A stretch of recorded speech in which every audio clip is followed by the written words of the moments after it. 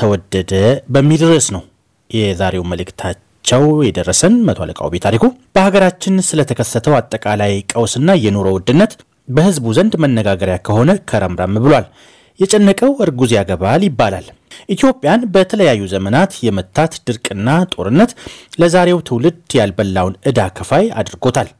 ወደ ሰማይ እናንጋጥ፣ ቁልቁል ወደ ምድር እናማትር፣ ገጠር ከተማውን እናስስ፣ ይህ ከዚህ ይሻላል የሚባል ነገር የለም።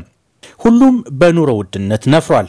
ከጥቃቅን መሰረታዊ የፍጆታ ዕቃዎች ጀምሮ እስከ ትልልቅ የግንባታ ዕቃዎችና ማሽነሪዎች ጧት በተሸጡበት ዋጋ ከሰዓት በኋላ ዋጋቸው ጣሪያ ነክቶና ሞክረኝ ይሉ አይነት አይበገሬ ጡንቸኛ ሆነው ይገኛሉ። የዚህን የኑሮ ውድነት በተመለከተ በርግጥ አንድ መረሳት የሌለበት ታሪክ አለ። ዛሬ ላይ የኑሮ ውድነት ዓለም አቀፋዊ ቀውስ ሆኗል። ደሃ ሀብታም ሀገር ብሎ የኑሮ ውድነቱ ማንንም አለይም፣ ሁሉንም እያደባየው ነው።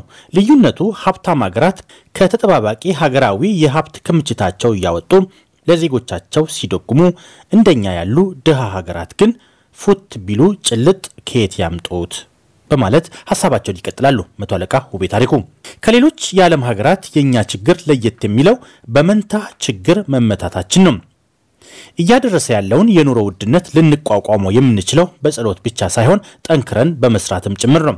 ለመስራት ደግሞ ከምንም በላይ ሰላም መተኪያ የለውም።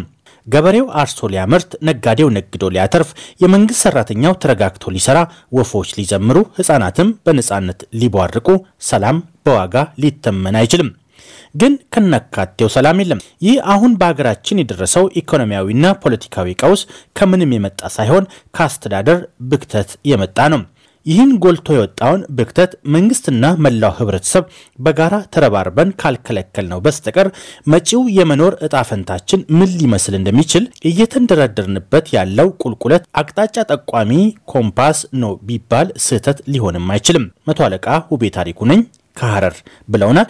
ውቤ ታሪኩን ዛሬም እንደተለመደው ለተሳትፏቸው ምስጋናችን ከልብ ነው። ሳምንት በሌላ መጣጥፋቸው ዳግም እንደምንገናኝ ተስፋ እናደርጋለን። እናመሰግናለን። መልእክት ደግሞ የደረሰን ስማቸው እንዲጠቀስ ካልፈለጉ የዝግጅታችን ተከታታይ ነው። በጣም አዝናለሁ ይላሉ።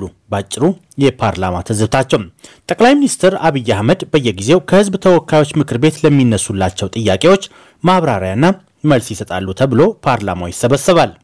ጋዜጠኞች ካሜራቸውን ይደግናሉ። ህዝቡም የሆዱ ብሶት መልስ የሚያገኝ መስሎት ይከታተላል። ግን ያሳዝናል። ጠቅላይ ሚኒስትሩ ብዙውን ጊዜ የተለያዩ ዲስኩሮችን በመደስኮር በመተረክም ያሳልፋሉ።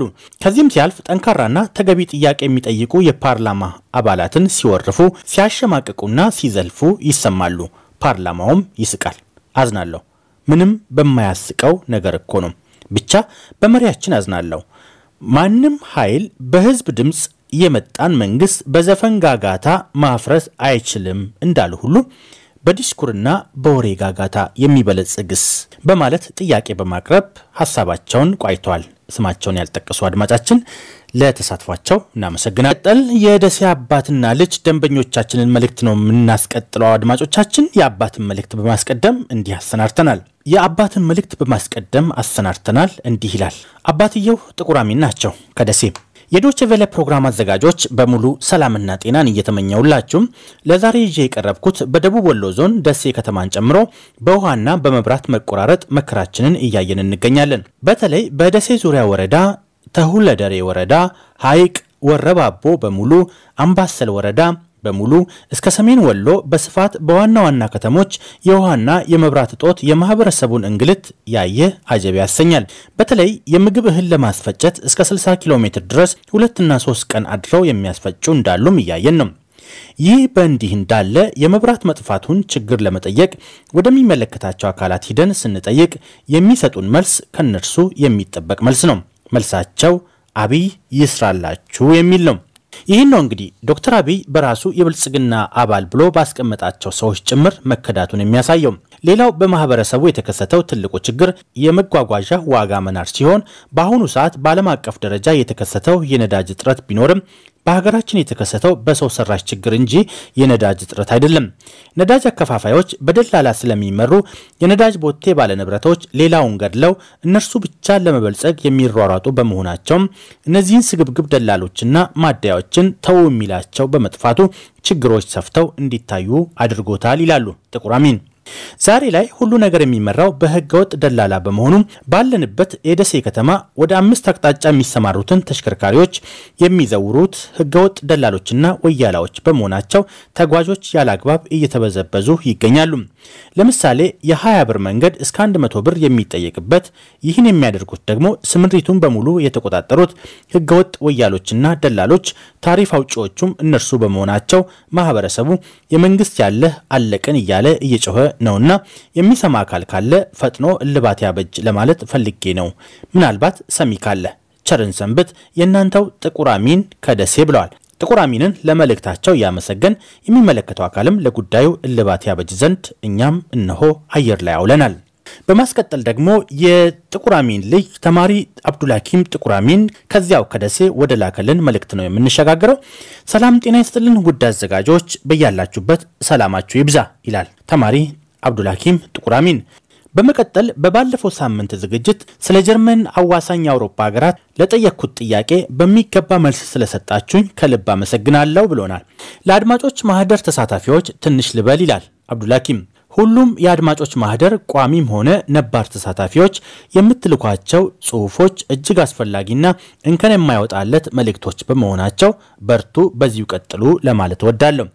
በዚህ ላይ አንዳንድ መልእክቶች ቢያንስ ከ1 ደቂቃ ወይም ከ1 ደቂቃ ተኩል ባይበልጡ መልካም ነው። ምክንያቱም የፕሮግራሙ ሰዓት 15 ደቂቃ ማለት በጣም አጭር ደቂቃ በመሆኑ ለአንድ መልእክት 3 ደቂቃ የሚፈጅ ከሆነ በ15 ደቂቃ ውስጥ የ5 ሰው መልእክት ብቻ ስለሚሆን የሚቀርበው በተለይ በአሁኑ ሰዓት አዳዲስ ተሳታፊዎች ብቅ እያሉ ስለሆነ የሌሎቹን እድል ላለመሻማት ከ1 ደቂቃ ያህል በለጠ ቅጅም ሆነ ጽሁፎች ላይ ቢተኮርባቸው ለማለት ፈልጌ ነው ብሏል። በመጨረሻም ለአድማጮች ለእናንተም ጭምር ከሄለን በርሄ ጣዕመ ዜማ አንዱን ጋብዙልኝ ብሎናል ተማሪ አብዱልሐኪም ጥቁር አሚን ከደሴ። እኛም እናመሰግናለን። እነሆ ሙዚቃውን ተጋበዙለት። ተሳታፊያችን ሰለሞን ማሙ ከደቡብ ወሎ ወረባቦ የላኩልን መልእክት ነው በቀጣይነት የምናስደምጣችሁ። በጨካኝ እጅ አትጣለው ይላል።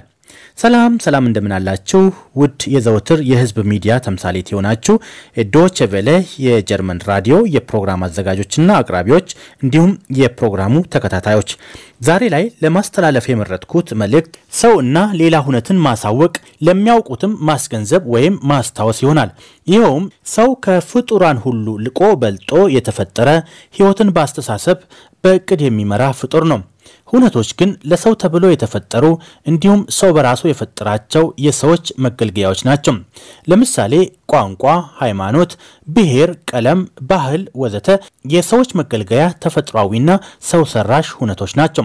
ስለሆነም እውነታው ይሄ ሆኖ ያለ በብሔር በማንነት ምክንያት በተለይም በአማራ ላይ እየደረሰ ያለው የንጹሃን እልቂት ሰውን ከሌላ ሁነት ማሳነስና በሰው የማይጠበቅ የሰይጣኖች የክፋት በትር በመሆኑ ግጭት፣ መፈናቀል፣ ሞት በቃ ይቁም እያልኩ ኦነግ ሸኔና የኦነግ ሸኔ ቀጣሪ አሰሪዎች በንጹሃን አማራ ላይ በተደጋጋሚ እየፈጸሙት ያለው ጫፍ የረገጠ እንደባ ጥፋት ሰው ሆኖ የተፈጠረ ሁሉ ሊያወግዘው ሊታገለው ይገባል እላለሁ።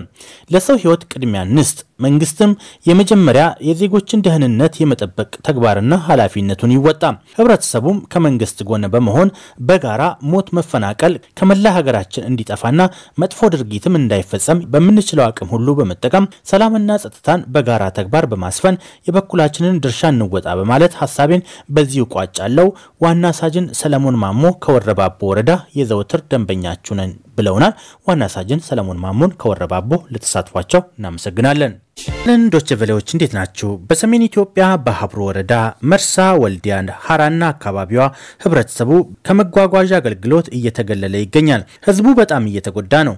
የተወደደበት ምክንያትም በነዳጅ ማደያ ቤንዚን 47 ብር ከ75 ሳንቲም ይገዛል። ለገጠራማ ከተሞች በጀሪካን ለሚያቀርቡ ነጋዴዎች ለጀሪካን 800 ብር የሻይ ብለው ይቀበላሉ። ይህ ሲደማመር ደሃው ህብረተሰብ የመጓጓዣ ወጪውን አልቻለም። እባካችሁ ለሚመለከተው አካል በየማደያው የሻይ የተባለ የሚሰጠውን ገንዘብ እንዲቀር አሳስቡልን ብለዋል። አድማጫችንን ለተሳትፎ እጅጉን እናመሰግናለን። እኛም መልእክቱን አየር ላይ አውለናል። የሚመለከታቸው አካላትም ለጉዳዩ እልባት ያበጁለታል ብለን ተስፋ እናደርጋለን። እንግዲህ አድማጮቻችን በደብዳቤ ቴሌግራም ፌስቡክ እና ኢሜል አድራሻዎቻችን የላካችሁልን መልእክቶቻችሁን የዛሬውን ያስተናገድንበት ዝግጅታችን የስካውኑን ይመስል ነበር። በዝግጅታችን ዘና እንዳላችሁበት ተስፋ እናደርጋለን። መልእክት ለምትልኩልን በአማራጭ የሚገኙ የመልእክት መላኪያ አድራሻዎቻችንን ልትገለገሉ ትችላላችሁ።